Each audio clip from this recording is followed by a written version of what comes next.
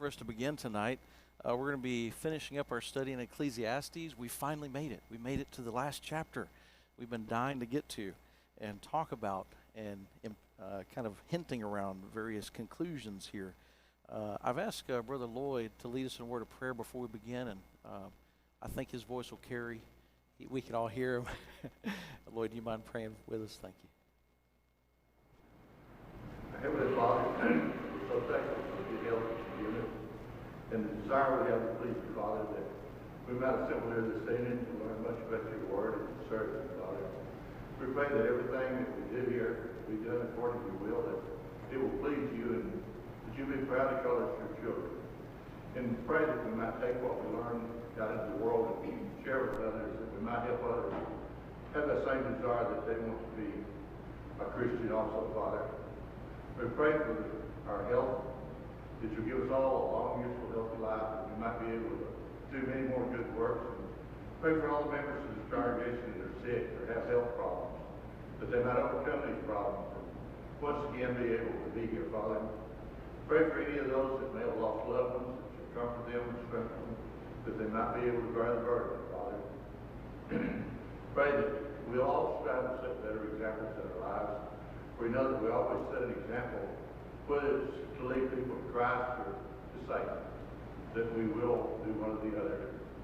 Pray that you go with us through this life, that at the end of time you'll give us a home in heaven to you. This we pray in Christ's name. Amen. Thank you, brother. Turn with me to Ecclesiastes chapter 12. Have that at the ready. And as you're turning there, think back on some of the ways that Solomon has explored finding satisfaction under the sun while you're here on this earth. What are some of the things that he's explored throughout this book so far? What has he pursued and found it kind of like a dead end in his journey here to find what really satisfies?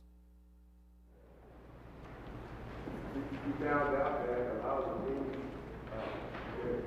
we can seek pleasure in this world, pretty much that it came from comfort in God and obeying Him. Yeah, very good. So pleasures, pursuit of pleasures, just didn't cut it. It wasn't going to ultimately satisfy anyone, would it, under the sun? What else did he pursue? Yeah, accumulation of money, wealth, those kind of things. What else? What's something else he pursued with a dead end? Accumulation of things, achievements, even things that were seeming worthy efforts didn't satisfy. Pursuit of knowledge and wisdom didn't ultimately satisfy him.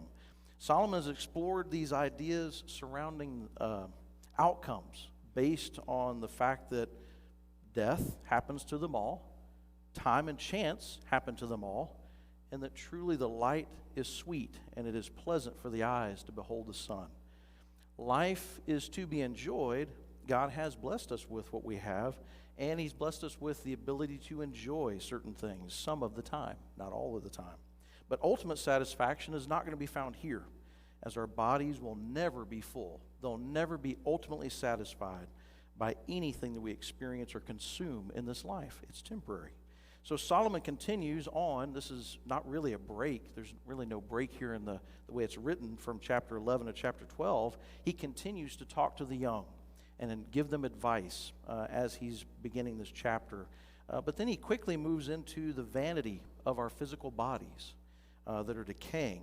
He then looks beyond the vanity of this life, and he concludes with what will ultimately provide us with purpose and eternal satisfaction.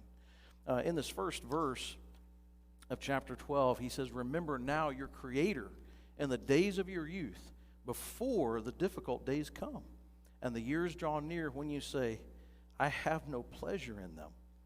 So what advice does the preacher give to the young person? Remember now your Creator in the days of your youth, before the difficult days come. How does a young man or a young woman learn of the Creator? How does one learn of the Creator in their youth? How does one even know before they remember? Okay, so through faith and obedience, but even maybe before that, where does that faith and obedience come from? What's it? Teaching.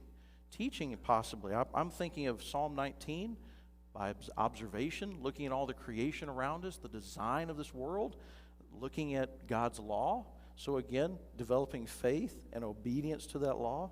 But this idea of teaching really comes into play with a young person. You know, young people learn about their Creator the same way adults do. We all learn it the same way. But, you know, young people can benefit greatly by being guided into observing what is about them, guided into what the Word reveals about their Creator. So this is not a job that is left up to the local congregation for our children. We involve ourselves in trying to help in that area, but it's ultimately our responsibility as parents and those that can influence children in a positive way to help them see that God is real and see that God's Word is what ought to be followed. You know, I just came back from a youth lectureship up in Missouri, and I was returning the bus to the CAPS rental place here in town. When I got back on Monday night, I returned it Tuesday morning. So I usually do that and get an Uber ride back because it's a one-way trip for me. Drop the bus off and come back.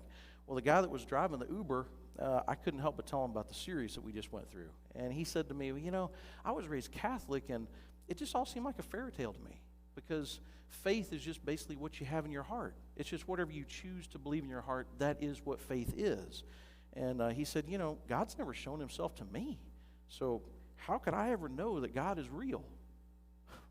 Well, that was an open door, you know, to talk about things that mattered with this gentleman.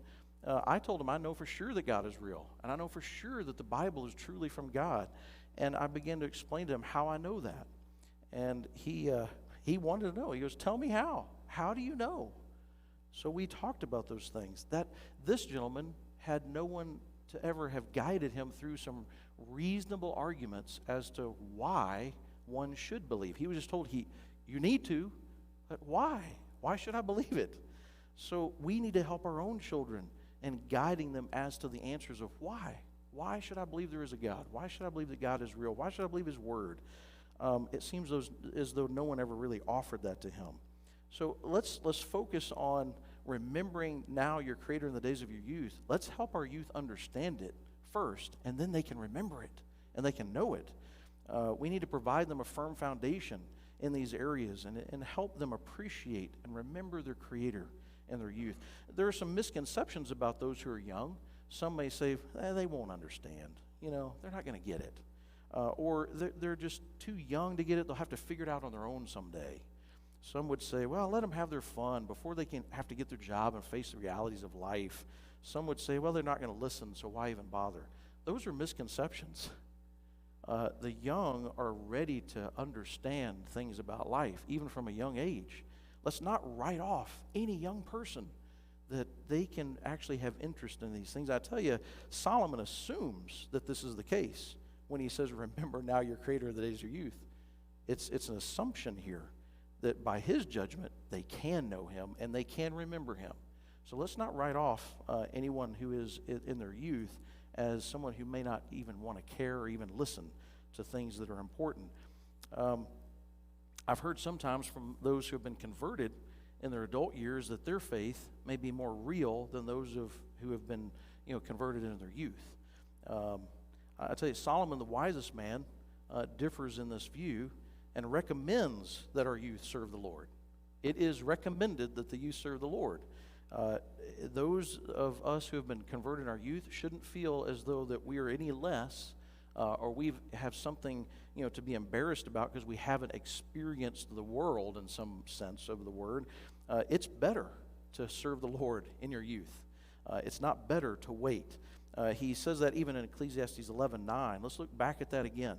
Ecclesiastes 11:9. It says, rejoice, O young man, in your youth, and let your heart cheer you in the days of your youth. Walk in the ways of your heart and in the sight of your eyes, but know that for all these God will bring you into judgment. Therefore remove sorrow from your heart and put away evil from your flesh, for childhood and youth are vanity. This reminds me of people in the scriptures like Joseph, Samuel, David, Josiah, Daniel. These men were faithful to the Lord in their youth, and they were strong in their faith in their youth.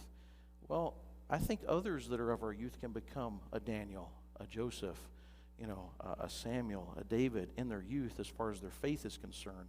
So whether we're young, whether we're old, today is the day we need to be serving the Lord, no matter where we find ourselves. So let's give our young people that opportunity and help them in any way we can. Do you remember a generation that had forgotten God in the Old Testament? Do you remember a generation that had forgotten Him? Tell me a little bit about it. What happened, and what's this generation that forgot Him? How did it happen? You're referring to Judges? Yes. Could have been poor leadership.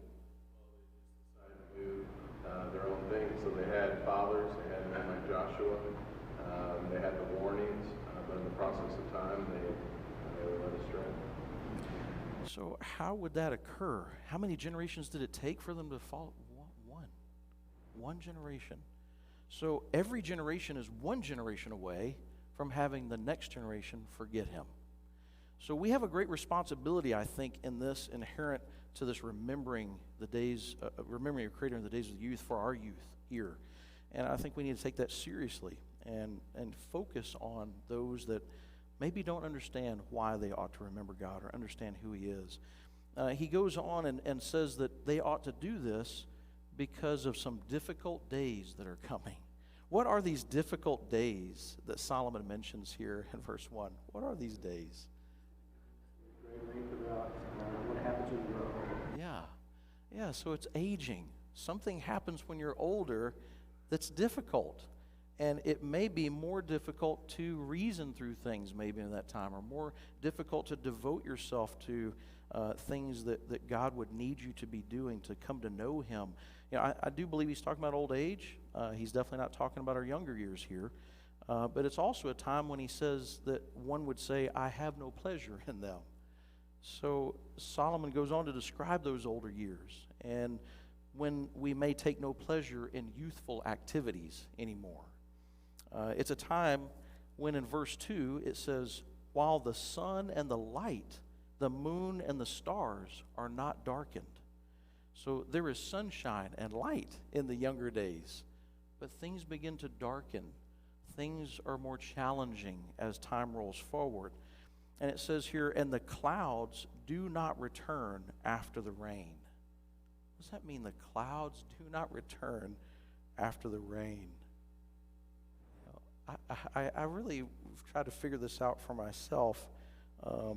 This was difficult right at its surface.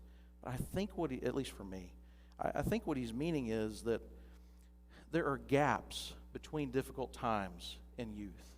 You may have a rough go over something, but then you recover. Things are good. But more you age, more of those harder times butt up against each other. And it's instead of the clouds breaking and you see the sun beaming through, the clouds don't come back after the rain.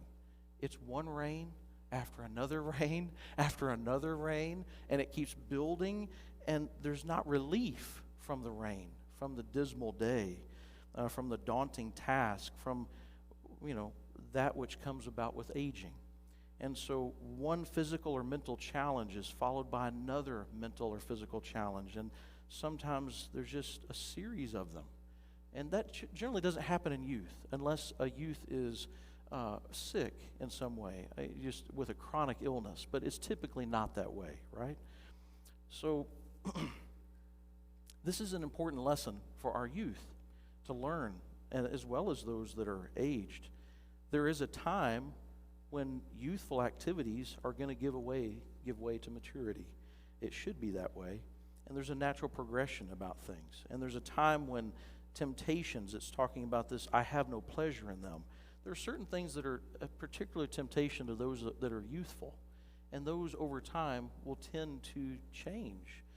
There may not be the same challenges, the same temptations in a 60-year-old person as there is in an 18 or 16-year-old person. Would you agree that sometimes those things that seem so hard when you're young will diminish over time? Have you known of some young people who just want to stay young and they never want to grow up, and take on responsibilities that demand of them? Well, that's vanity. That's unnatural. That's not the way it's going to be. And I'll tell you, as we age, there's some advantages to having experienced some of the consequences of our actions. And it may be easier to cease from sin after you've been burned a few times. It may be easier to say, I don't have any desire for that. That doesn't yield anything good. That's not a good thing. And I've seen firsthand in my life how people are affected by sin. So if mistakes have riddled my past, then older age offers some kind of experiential wisdom that will prevent me from making some of those same mistakes again that may have plagued me. I've seen, I'm sure you've seen it as well, if you have any age on you at all, that people that have ruined their marriages through sin, they've ruined their families, they've ruined their reputations. Some I've known personally have spent time in jail.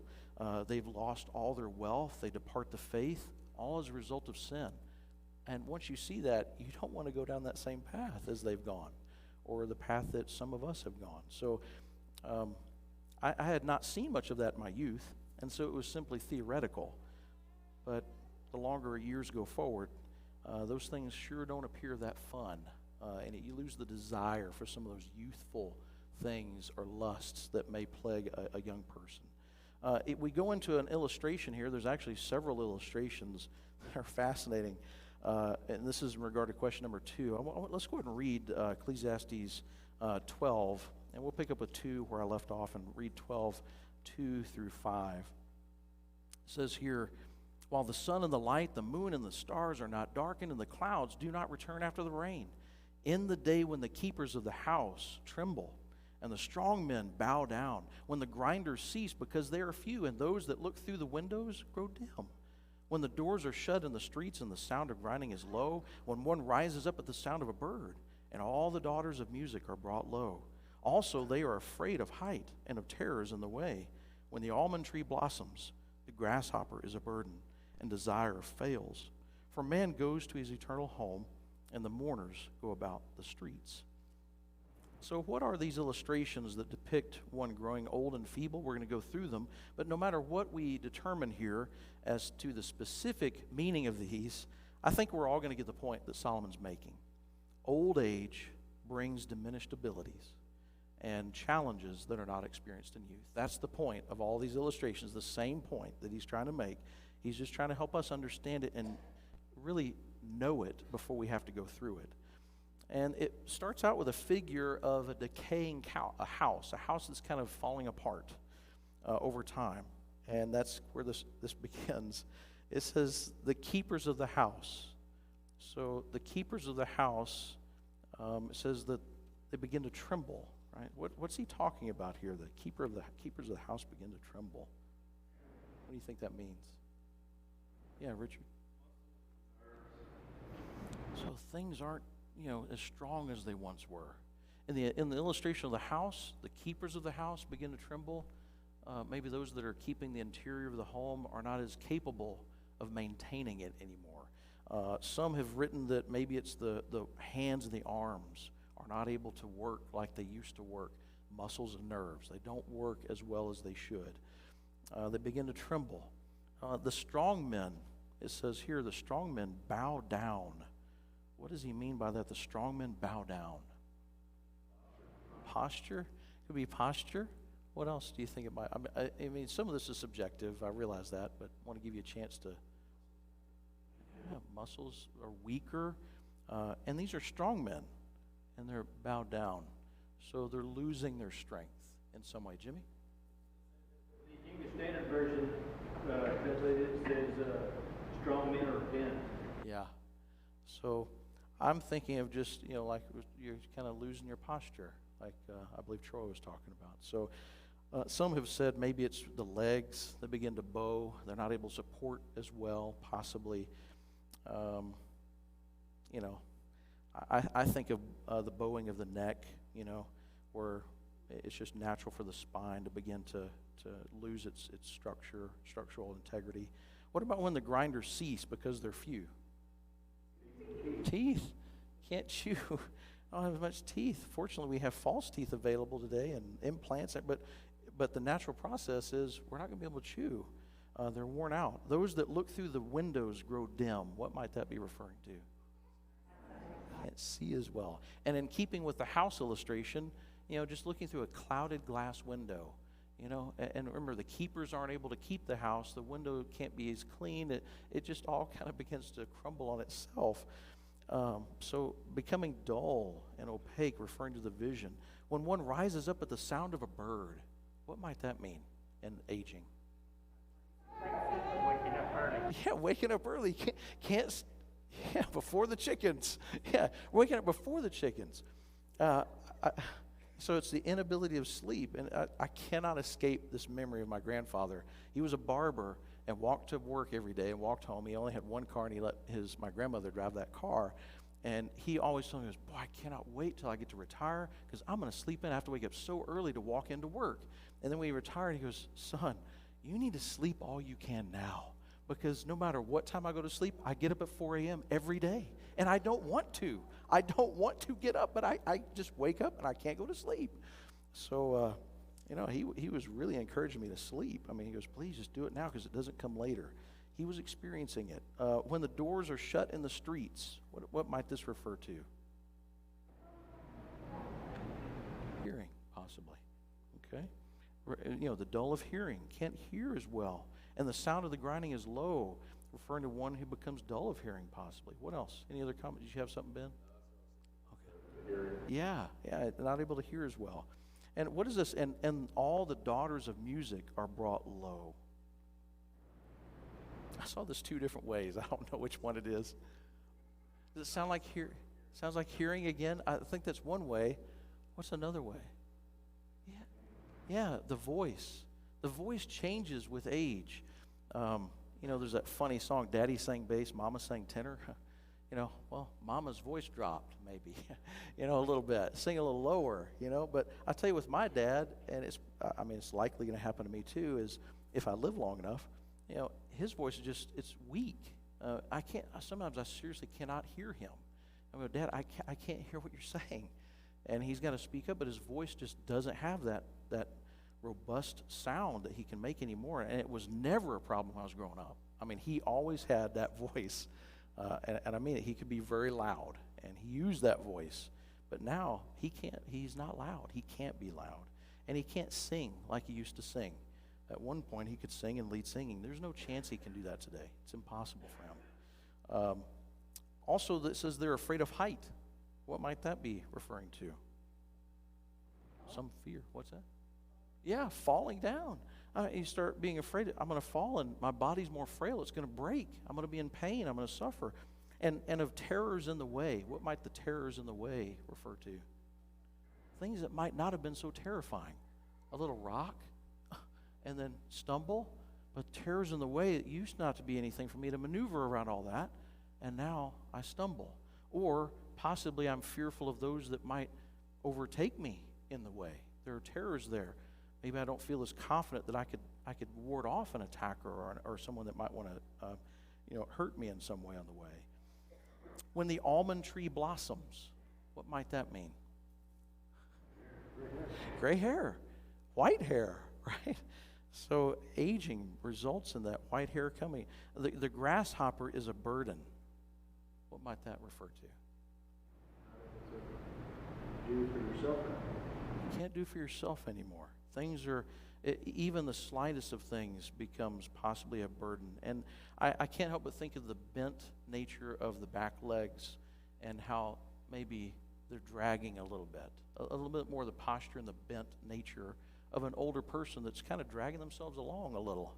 They're not moving so gracefully anymore. How about in the desire fails? What's in the desire fails? Maybe taste. Okay, maybe the taste of food. That's a good one. I hadn't thought about that. Taste, desire for, sensing things. It could be other things too, possibly, than taste, but the desire fails. Maybe the desire for, maybe a lack of energy, or maybe one is longing for rest. Maybe there's not any anticipation or restlessness about an older person that's in this condition, but more of a longing for rest or a longing for peace or tranquility or pain-free days.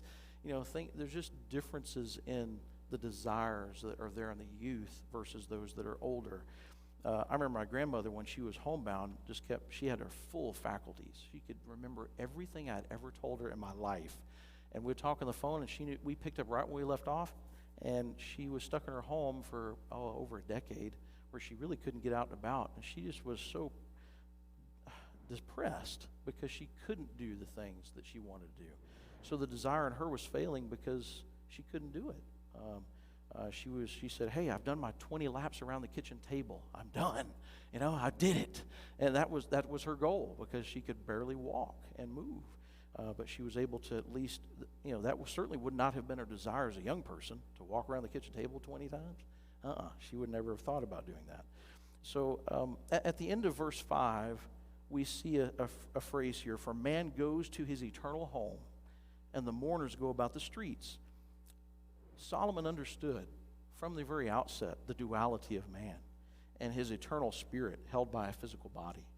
So death is going to happen to everyone. That's already been established, right? But this time, Solomon presents the reality of life beyond the time when we're under the sun. And it's so refreshing when we read what matters is what will become of us in our eternal destiny. It's the eternal home, for man goes to his eternal home. It's beyond this aging body. It's beyond all these descriptions of things that fall apart and degrade and don't last. There's something else better. And who's left behind? The mourners go about the streets, but that spirit's not there anymore. He's not mourning. The one who's departed is not mourning if he's faithful to the Lord. So let's look at verse 6 here for a moment. It says, "Remember your Creator." Oh, we've heard that. Remember your Creator again before the silver cord is loosed, or the golden bowl is broken, or the pitcher shattered at the fountain, or the wheel broken at the well. What are these illustrations speaking of? Or some of them are maybe even more appropriately not just decay of the body, but maybe depicting death as well. But what's the point of these 4 different illustrations he gives? What's the point he's trying to get across to us? Yeah, Richard. Mental capacity. You no longer have mental capacity. You don't remember. You almost in a vegetative state about to depart from this life. Okay. So mentally, one is broken, possibly. Yeah, Kyle? Causes me to think about the fragile nature of the human body and how all of these things are broken, and you talk about their returning to the dust. Physically. Yeah. Now, notice each of these things, if a golden bowl is broken, it can't carry what was supposed to go in the bowl anymore, can it? If the pitcher is shattered at the fountain, it can't carry the water back that was needed at the fountain. If the wheel is broken at the well, you can't raise the pail from the well water and get it out. And the silver cord is loosed. If it becomes untwined together, it's not strong anymore. It won't serve its purpose. So all of these have a commonality in them. They depict that which no longer functions. It can't function as it was intended anymore.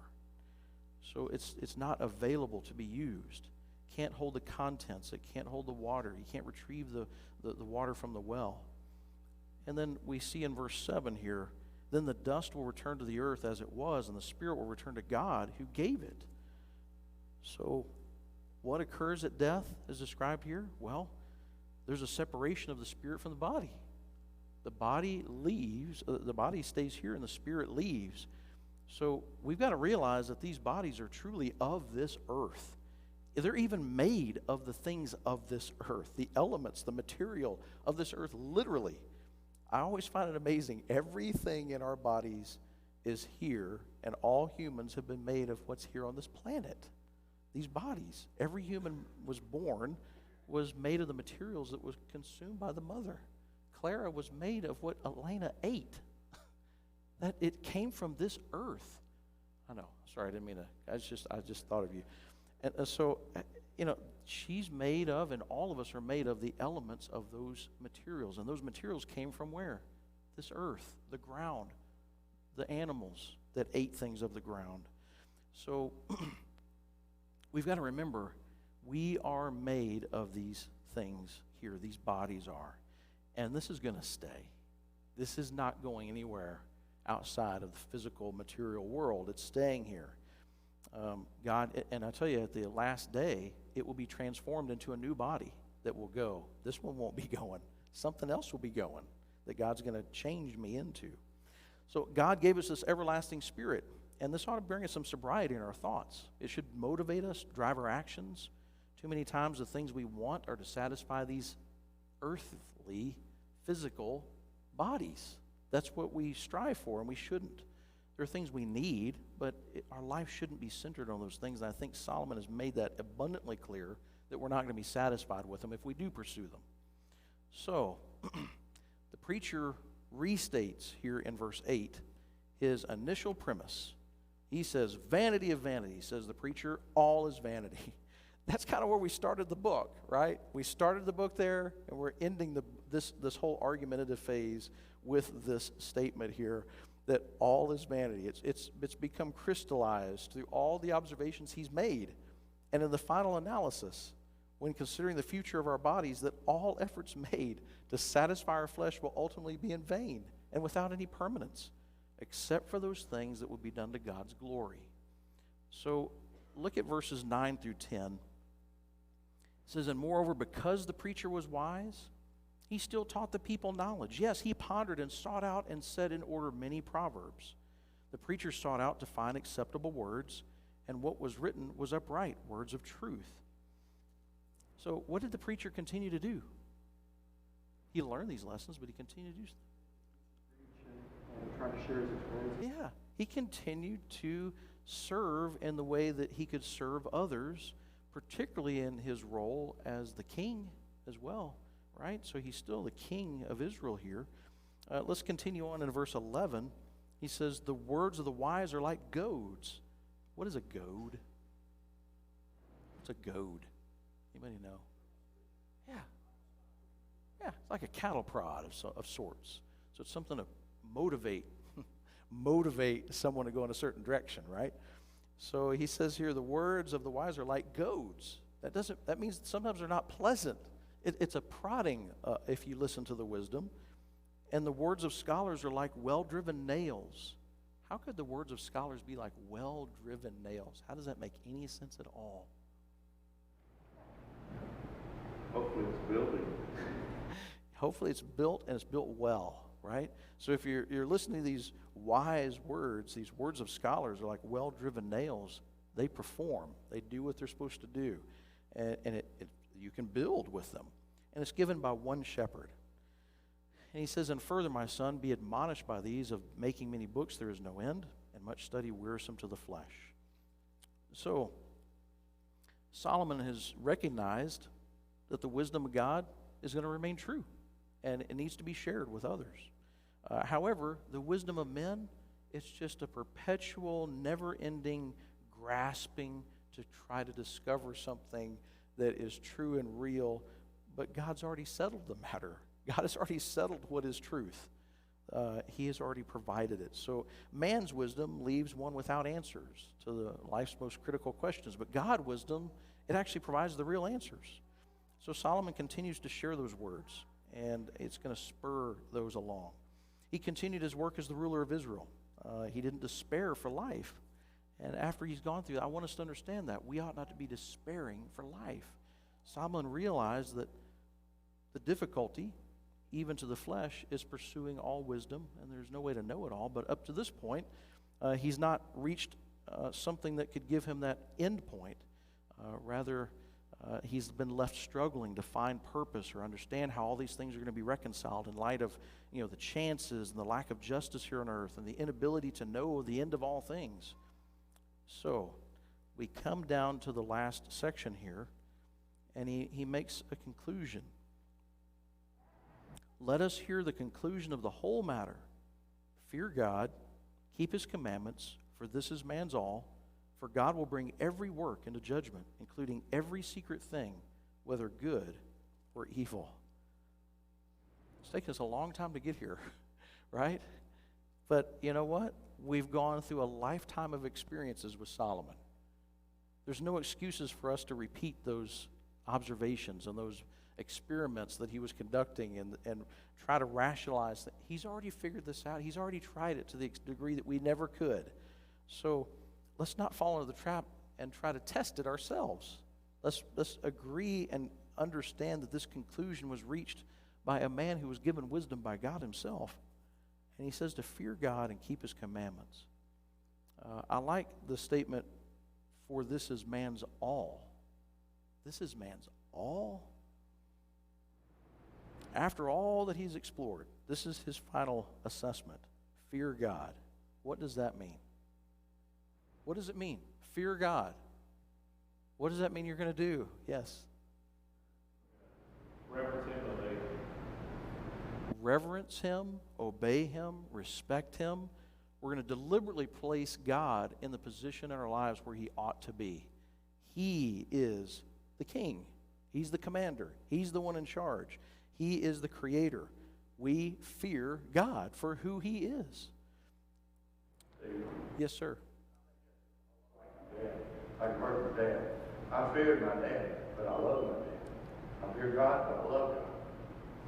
Oh, we can certainly love him. He's done so much to cause us to love him and motivate us to love him. And he's the perfect father. You know, we've all made mistakes as fathers, and my father wasn't perfect either. But Father God is perfect. He will never disappoint me. He will never take advantage of me. He will never do anything that's not in my best interests. It's amazing that we have that Father to fear and reverence and respect. Yes? How awesome he really is. And all throughout the Old Testament, just seeing his power, his majesty. And I think the idea of fear God and keep his commandments may even be connected to, I think about Romans 3:23. All have sinned and come short of the glory of God. So there's the idea of giving him, putting the spotlight on him, you know, let our light shine so that he may be glorified among others. Yeah. I think understanding really who God is, and I think that's one of the great benefits of the Old Testament. We see, you know, he's an awesome God. When we think about our study from Romans 11, you know, just his power and who he is, the depths of his wisdom, and I think we probably have lost a lot of that fear of understanding. You know, he's not just like any other person. He's not Uncle Joe. He's not a man. He is. Understanding who he is, and you think about Solomon dedicating the temple to him in 1 Kings chapter 8, and seeing his power, giving him that praise and that reverence. So. Yeah. Really makes a powerful point. Fear God, keep his commandments. We've got to obey them. But that means it's going to change the way we think. I mean, don't limit this. Well, keep his commandments. So I need to sing praises to him. I need to partake of the Lord's Supper on Sunday. Wait, there's a whole lot more. This is a daily thing. Our attitudes must reflect that I'm keeping his commandments. I have to think differently. I have to do differently. I have to speak differently. I have to seek what God's will is in all things before I make decisions. Make decisions that are in alignment with his will. This is a daily process of going through and keeping his commandments in my life. Not generically. Not that you should keep them. I should keep them. That's how we need to be thinking, that I should keep his commandments. This is man's all. This is what we were placed on this earth to do. This is our mission. This is what will ultimately bring about satisfaction when we enter our eternal home. So no matter what you want to fill in the blank with, this is not going to work if it's not the statement here. For example, making a lot of money is everything. That's man's all. No. Being famous, in a rock or country band, that's man's all. No. Being powerful and seen as successful, that's man's. No. Fearing God and keeping his commandments, that is man's all. That is it. That's what it's going to take to be successful in life. That's what it's going to take to be successful in death. There is failure at death among many. So the whole of man, fearing God and keeping his commandments, means that we're going to follow God's will regarding the things of life, and not just teaching others the gospel, but living the gospel. Think about how we're supposed to treat each other. That's part of the statement. We need to treat each other a certain way according to God's will under the sun. We're to work jobs for our food so that we can have some to share with others. We're to teach and care for ourselves and our children. If we don't, we're worse than unbelievers. Solomon is saying all of this and a whole lot more when he says, fear God and keep his commandments. He couldn't have said it any more succinctly than he did. There's a whole lot in there in that statement. So it's our duty, our behaviors, our attitudes, thoughts, motivations. We've got to be taught by God through his will. Remember, this life is a pilgrimage. It's a journey. It's not a destination. Our destination is beyond this life, and we've got to remember to keep that in view. This life is a means to an end. It's not the end of our souls. The soul will live on, and so we've got to keep this at the very forefront. Things like putting excellence ahead of laziness. We've got to replace hate with love. We have to season our words with salt. We have to show gentleness, yet be firm in the knowledge of God's truth. God expects this and much, much more. That's included in that statement of how we live this life for God. So there is a motivation for us to do this, and he says it in the very next statement, because God will bring every work into judgment. That's our motivation. We're not going to get away with anything. Did you notice that Solomon thought to point this out, that it's going to include every secret thing? Every secret thing is included. So God can't be fooled. You and I may be able to fool each other, but God knows. He knows the true intentions of our heart. He knows our motivations. He knows when we choose to serve him and when we don't. He knows when we're deceiving ourselves purposefully. God is not mocked. He will not be mocked. That's the God that we serve. He is just. That justice is coming after this life, remember? Solomon didn't find the justice here on earth. He found it later. It's going to come about later. So whether good or evil, we're going to be judged. You've had your hand raised. I'm sorry. The things that we fear control us because it radically changes your behavior. If you're terrified of heights, you will not go to the top. You will not get near the edge because your body will break down and you'll break down and cry before you'll get near a ledge like that.